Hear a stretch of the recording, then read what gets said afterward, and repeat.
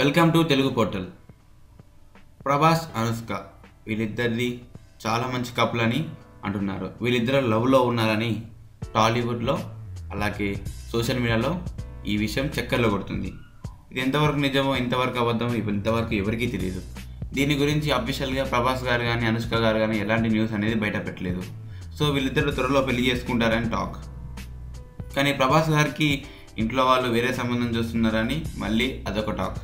So దీని answer తెలియాలంటే ఖచ్చితంగా ఎవరో ఒకరు దీన్ని రివీల్ చేయాలి.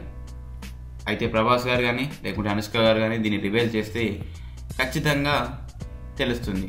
సో మనం దీన్ని ఎస్టిమేట్ చేయలేము.